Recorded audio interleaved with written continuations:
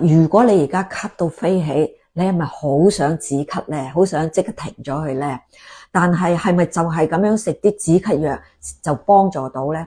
其實唔係嘅，係咪？當你咳嗰陣時，我哋要分清嘅原因。首先你要分寒咳定熱咳，呢個最重要。但係有時唔係就係因為你傷風感冒而令到你咳嘅喎，有時可能係你嗰個鼻液倒流呢，可能或者你有敏感一啲嘢呢，甚至乎有啲人食藥啊，嗰啲高血壓嘅藥佢都會咳嘅喎。咁唔係，而且唔係單止係寒咳熱咳，我哋仲會話陰虛都會咳嘅喎。其實好多咳，同埋點解要去止咳唔一定喎，就好似你食錯嘢你肚屙一樣，你係咪要止屙啊？梗係唔係啦，你要將嗰啲毒食咗嗰啲中毒嗰啲要排出去，同一道理。所以咳最緊要咧就係排痰同埋分清楚係咩咳，我哋先去做到啲嘢嘅。咁唔好立亂食止咳藥嚇，要搞清楚佢嚇。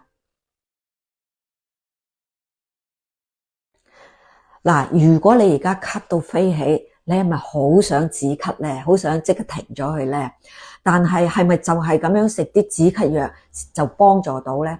其實唔係嘅，係咪？當你咳嗰陣時，我哋要分清嘅原因。首先你要分寒咳定熱咳，呢個最重要。但係有時唔係就係因為你傷風感冒而令到你咳嘅喎，有時可能係你嗰個鼻液倒流呢，可能或者你有敏感一啲嘢呢，甚至乎有啲人食藥啊，嗰啲高血壓嘅藥佢都會咳嘅喎。咁唔係，而且唔係單止係寒咳熱咳，我哋仲會話陰虛都會咳嘅喎。其實好多咳，同埋點解要去止咳唔一定喎，就好似你食錯嘢你肚屙一樣，你係咪要止屙啊？梗係唔係啦，你要將嗰啲毒食咗嗰啲中毒嗰啲要排出去，同一道理。所以咳最緊要咧就係排痰同埋分清楚係咩咳，我哋先去做到啲嘢嘅。咁唔好立亂食止咳藥嚇，要搞清楚佢嚇。